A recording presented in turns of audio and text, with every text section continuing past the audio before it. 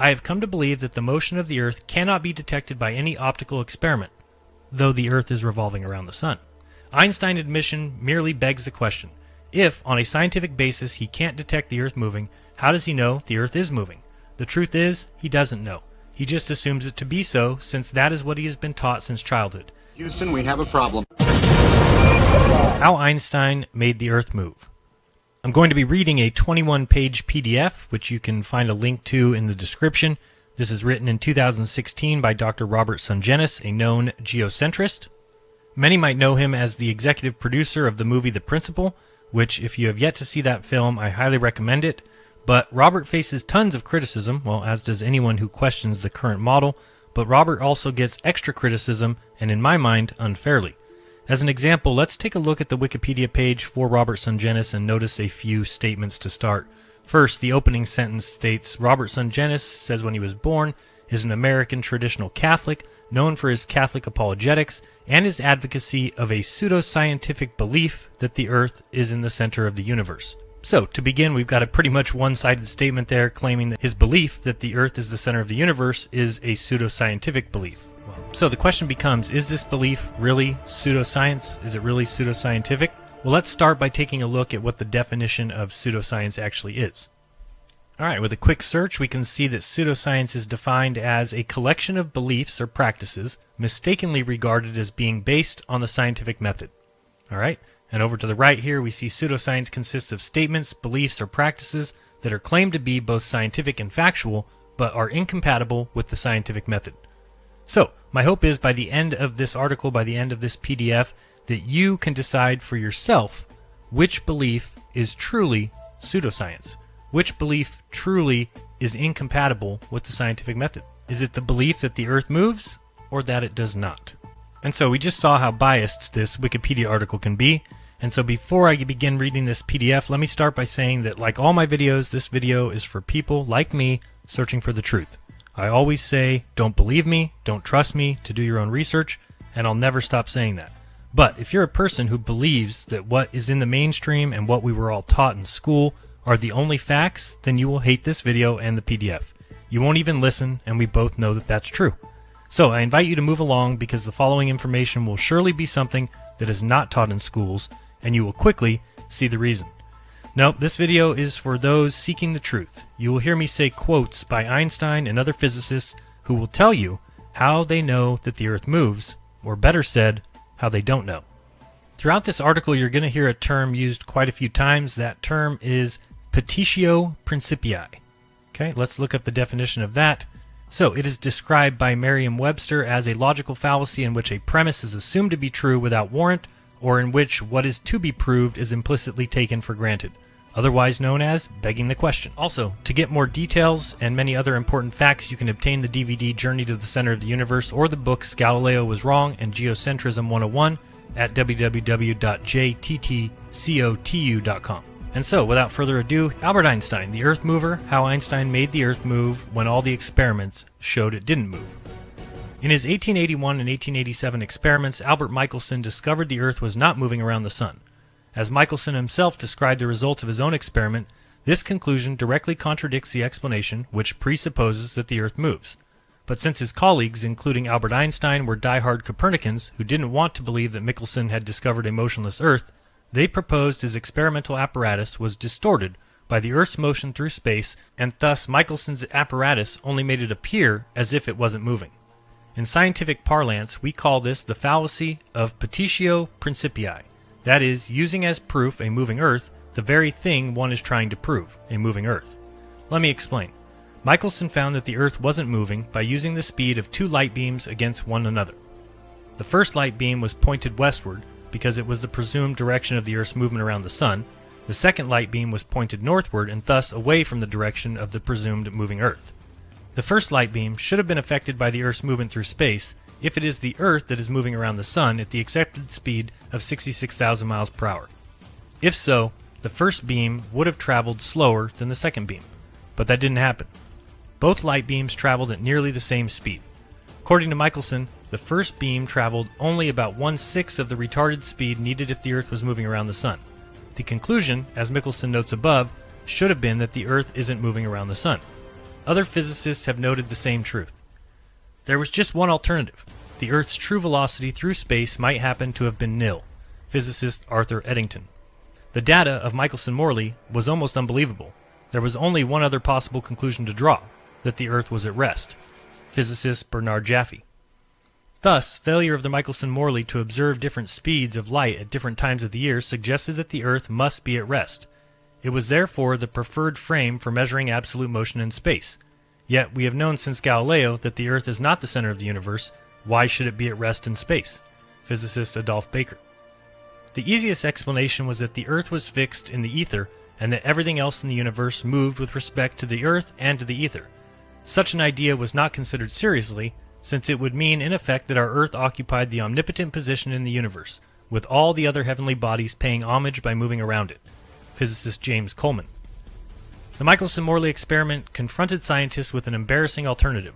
On the one hand, they could scrap the ether theory, which had explained so many things about electricity, magnetism, and light, or if they insisted on retaining the ether, they had to abandon the still more venerable Copernican theory that the Earth is in motion. To many physicists, it seemed almost easier to believe that the Earth stood still than that waves, light waves, electromagnetic waves, could exist without a medium to sustain them. It was a serious dilemma and one that split the scientific thought for over a quarter century. Many new hypotheses were advanced and rejected. The experiment was tried again by Morley and many others, with the same conclusion. The apparent velocity of the Earth through the ether was zero. Historian Lincoln Barnett, forward by Albert Einstein. What happened when the experiment was done in 1887? There was never in any orientation at any time of year any shift in the interference pattern. None. No shift, no fringe shift, nothing. What's the implication? Here was an experiment that was done to measure the speed of the Earth's motion through the ether. This was an experiment that was 10 times more sensitive than it needed to be. It could have detected speeds as low as 2 miles a second instead of the known 20 miles per second that the Earth as in its orbital motion around the Sun. It didn't detect it. What's the conclusion from the Michelson-Morley experiment? The implication is that the Earth is not moving. Physicist Richard Wolfson. Michelson and Morley found shifts in the interference fringes, but they were very much smaller than the size of the effect expected from the known orbital motion of the Earth. Physicist John D. Norton. This null result was one of the greatest puzzles of physicists at the end of the 19th century. One possibility was that velocity would be zero and no fringe shift would be expected. But this implies that the Earth is somehow a preferred object. Only with respect to the Earth would the speed of light be c as predicted by Maxwell's equations. This is tantamount to assuming that the Earth is the central body in the universe. Physicist Douglas C. Giancoli. But the die-hard Copernicans of that day were not about to accept the prima facie results of Michelson's experiment. They knew the catastrophic scientific, cultural, and religious implications if it was experimentally shown that the Earth is fixed in space. In a word, the whole world would have been turned upside down, literally and figuratively. Pressured to provide a scientific answer to the world, they searched for a way to make it appear that the first light beam did, indeed, provide 6/6 of the retarded speed required for an Earth moving around the Sun. To do so, they thought up of an ingenious but devious explanation. As noted above, they claimed the Earth's movement around the Sun contracted the metal enclosure in which the first light beam traveled. If the length of the housing is contracted, then the first light beam does not need to travel as far as when the housing is not contracted. This would account for why the speed of the two light beams did not differ much. With this contrived explanation, they proposed to the world that the contraction of Michelson's apparatus was the reason the Earth appeared to be motionless. In effect, if someone said to them, "You claim the Earth is moving, but you admit you cannot detect that movement by any experiment," they would retort, "Well, we can't detect it because every time we try and do so, the length of the experimental apparatus shrinks just enough to conceal the movement, which makes it impossible to measure the Earth's movement." Again, we see that the fallacy of petitio principii is in play. From start to finish, the whole enterprise was ad hoc.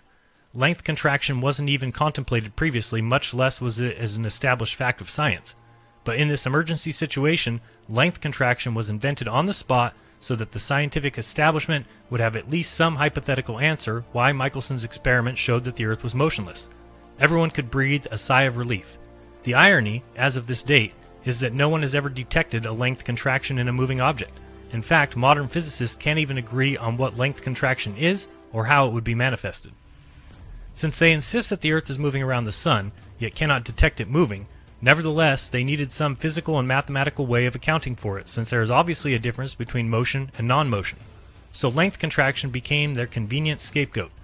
This is the essence of the special relativity theory that Einstein invented in 1905. It was invented solely to answer Michelson's experiment, as Einstein himself said. To the question whether or not the motion of the Earth in space can be made perceptible in terrestrial experiments, we have already remarked that all attempts of this nature have led to a negative result. Before the theory of relativity was put forward, it was difficult to become reconciled to this negative result. Albert Einstein. Whereas in 1892 Hendrik Lorentz had hypothesized that the ether of space was what caused the contraction, Einstein decided to dispense with ether and attribute the cause to relative motion. In effect, Lorentz at least proposed a physical cause for his claims of length contraction, but Einstein never explained how relative motion could shrink objects. Hence, during his day, various philosophers accused him of violating the principle of cause and effect. So, whatever the cause of the contraction, in order to give the ad hoc theory some semblance of credibility, the required amount for the metal enclosure to contract was put into a mathematical equation called the Lorentz transform. It has become the most famous and most used equation in modern physics. Essentially, whatever test disagreed with their belief that the Earth was moving around the Sun could now be mathematically transformed into their desired result, as well as give some semblance of being scientific. But the transform of length required another transform. Since they contracted the length, they also had to dilate the time. Since if a moving object has its length contracted, it is not going to get from point A to point B in the same time as when it was not contracted. So, to increase the time of travel, they use the same transform equation as above, but since they are increasing instead of decreasing, they turn the multiplier into a divider and get this. Of course, just as there is no proof that length contracts, there is no proof that time dilates. They just need it in order to make everything appear to balance, if they are going to insist that the Earth is moving around the Sun when the empirical evidence says it is not. It's easy for them. They just make up a theory and represent it by a mathematical equation to erase any discrepancies the experiment shows against their theory. The transforms are not over. They must also add mass increase, since if a moving object has its length contracted, then it would have a larger mass per unit volume when it gets to point B. So to make the mass larger, they use the same transform equation as for time dilation. Inertial frames.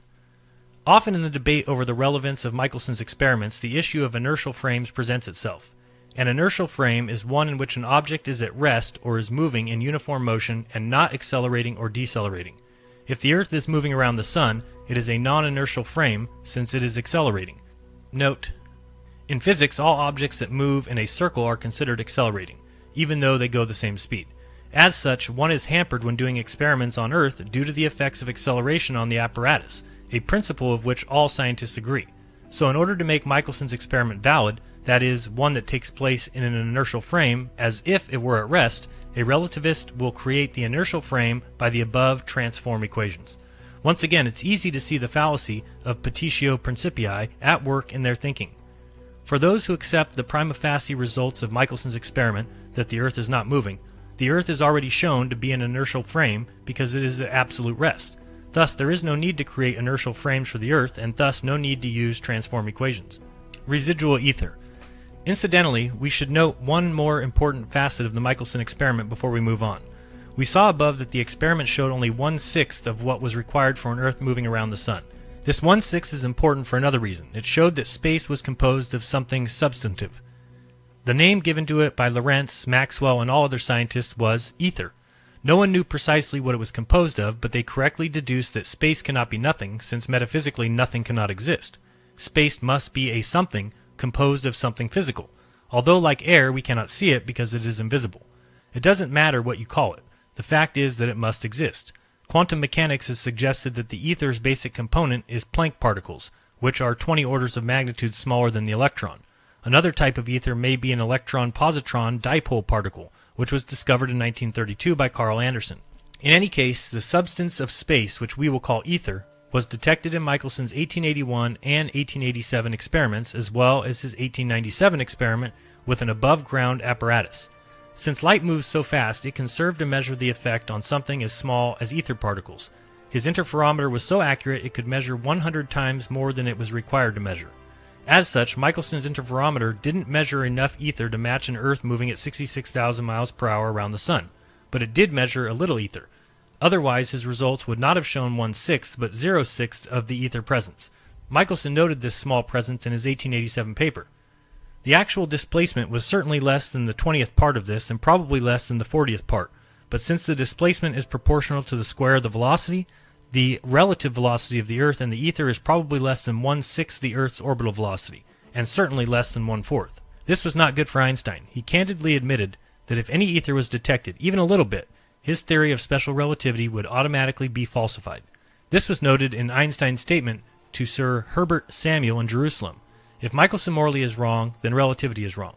In other words, Einstein was forced to assume that because Michelson did not find enough ether for an Earth revolving around the Sun, then Michelson couldn't have found any ether. But if this conclusion of Einstein's was wrong, then his whole relativity theory would be falsified automatically, since even a little ether would act as an absolute frame and thus nullify relativity. Noted physicist Charles Lane Poor of Columbia University reiterated the problem. The Michelson-Morley experiment forms the basis of the relativity theory. Einstein calls it decisive. If it should develop that there is a measurable ether drift, then the entire fabric of relativity theory would collapse like a house of cards. So Einstein was banking on the hope that since Michelson did not detect the required amount of ether for an Earth moving around the Sun, he could conclude that the ether simply didn't exist. Hence, the detection of the 1/6 of the required ether was thus conveniently chalked up to experimental error. The facts show otherwise, however. Every interferometer experiment performed from Michelson in 1881 to Jews in 1930, which is 50 years of the same results from a dozen different experimenters, detected 1/6 to 1/10. Einstein was so bothered by this fact that he hired what can be called as a scientific hitman, Robert Shankland, to seek to discredit the experiments, especially the most comprehensive interferometer experiments performed by Dayton Miller between 1908 and 1921. But at this point in time, the 1910s and 1920s, the world was only too happy to accept Einstein's theories and reject anyone who challenged them. After all, Einstein was the Earth mover.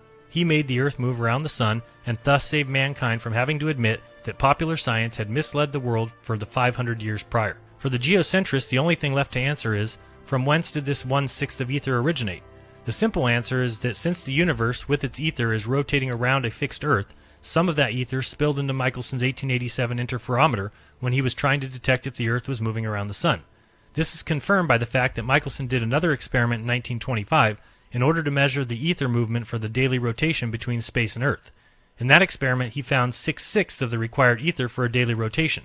Hence, it is logical to assume that 1/6 he found in 1887 came from the same ether he later detected in his 1925 experiment. Since the ether in his 1887 experiment hit the interferometer orthogonally instead of linearly, it would only pick up 1/6 of the total ether in space. Electromagnetism. You will often hear modern devotees to Einstein claim that he invented special relativity as an answer to Maxwell's equations of electrodynamics. They do this because they don't want to admit that Einstein invented special relativity for the express purpose of making it appear that the Earth was moving around the Sun. They want to make it appear that Einstein invented special relativity out of pure motives and out of an independent thought process. The truth is far different. Einstein himself admits that the only reason he invented special relativity was due to Michelson's discovery. He writes in 1922, "Soon I came to the conclusion that our idea about the motion of the Earth with respect to the ether is incorrect, if we admit Michelson's null result as fact. This was the first path which led me to the special theory of relativity." Be that as it may, the reason that the relativist wants to intrude on Maxwell's electrodynamic theory is because, as it stands, electromagnetism doesn't show any characteristics of being relative. Maxwell's experiments from 1865 show us that the effect of an electric coil moving over a stationary magnet is different than a magnet moving over a stationary electric coil, and Maxwell appropriately represented these different reactions by two different equations. Maxwell's experiment and his two equations, actually four equations altogether, but with two main equations, thus show us that space and the reactions that occur in it are absolute, not relative, since it distinguishes between the two different effects of the electric coil and the magnet respectively. Since a relativist does not like anything absolute, Einstein sought to make Maxwell's experiment relative, just as he tried to make Michelson's experiment relative. To do so, he used the same transform equations that he used to make it appear that the Earth was moving. As such, the relativists can make it appear that the effect of electricity on magnetism is the same as magnetism on electricity, but in reality, they are not the same. We still use Maxwell's equations today because they are correct, but when the relativist uses them, he must invariably inject the transform equations in order to make Maxwell's two absolute reactions into Einstein's one relative reaction. Without the transform equation, Maxwell's findings are diametrically opposed to Einstein's relativity theory. Not surprisingly, Einstein was well aware that Maxwell's findings of the different reactions between an electric coil and a magnet are related to Michelson's unsuccessful attempt to discover any motion of the Earth. In his famous 1905 paper, he seeks to make their respective absolute effects into relative effects, i.e. the same, when he writes, "It is known that Maxwell's electrodynamics, as usually understood at the present time, when applied to moving bodies, leads to asymmetries which do not appear to be inherent in the phenomena. Take, for example, the reciprocal electrodynamic action of a magnet and a conductor. The observable phenomenon here depends only on the relative motion of the conductor and the magnet, whereas the customary view draws a sharp distinction between the two cases in which either the one or the other of these bodies is in motion. For if the magnet is in motion and the conductor at rest, there arises in the neighborhood of the magnet an electric field with a certain definite energy, producing a current at places where parts of the conductor are situated. But if that magnet is stationary and the conductor in motion, no electric field arises in the neighborhood of the magnet. In the conductor, however, we find an electromotive force, to which in itself there is no corresponding energy, but which gives rise, assuming equality of relative motion in the two cases discussed, to electric currents of the same path and intensity as those produced by the electric forces in the former case. Examples of this sort, together with the unsuccessful attempts to discover any motion of the Earth relatively in the light medium, suggest that the phenomenon of electrodynamics as well as mechanics possess no properties corresponding to the idea of absolute rest. They suggest rather, as has already been shown in the first order of small quantities, the same laws of electrodynamics and optics will be valid for all frames of reference, for which the equations of mechanics hold good. In other words, since Einstein firmly believes that the Earth is moving around the Sun, and yet he realizes that he must have an answer for all the unsuccessful attempts to discover any motion of the Earth, he proposes that this discrepancy can be dealt with by 1. Assuming as a fact that electrodynamics and mechanics did not show states of absolute rest, i.e., Michelson did not show us a motionless Earth, and Maxwell did not show us the absolute states of electricity and magnetism. And 2. We are thus obligated to change what appeared to be absolute frames in Michelson and Maxwell's experiments into relative frames, which is noted in his phrase, all frames of reference.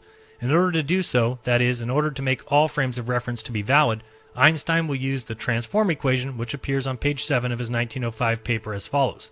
Or the same equation can be rewritten as, this is the precise equation used by Lorentz to claim that the arm of Michelson's apparatus had shrunk by 1 times 1 minus the velocity squared over the speed of light squared to the half, with Einstein also adding time dilation by 1 divided by 1 minus the velocity squared over the speed of light squared to the half.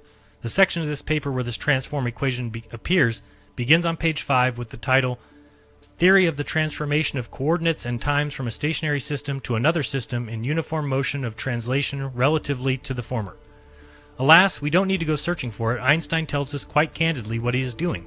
He is transforming space and time from a stationary system, example a fixed Earth, to another system, one of relativity. In fact, the word transformation appears 24 times in his paper, and he applies it to every phenomenon from time, space, motion, electricity, magnetism, the Doppler effect, stellar aberration, energy of light waves, electron acceleration, to mass increase. It became the quintessential means to relativize the whole universe and forever banish the thought of a motionless Earth. As we can see, it is all done by mathematics. There is not one iota of physical empirical proof to the theory.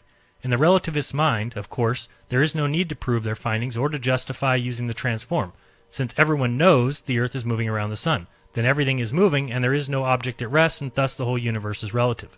In effect, whenever the experiments show an absolute result, the relativist can wave his magic wand and change it into a relative result. This is the essence to the special relativity theory that Einstein invented in 1905. That Einstein believes the Earth is moving, but has no proof for it, is noted in his statement, I have come to believe that the motion of the Earth cannot be detected by any optical experiment, though the Earth is revolving around the Sun. Einstein's admission merely begs the question, if, on a scientific basis, he can't detect the Earth moving, how does he know the Earth is moving? The truth is, he doesn't know. He just assumes it to be so, since that is what he has been taught since childhood. In effect, the transform equation is then invoked to make it appear as if the Earth is moving around the Sun, but in reality, the transform equation is just an equation and it has no ability or authority to determine the issue.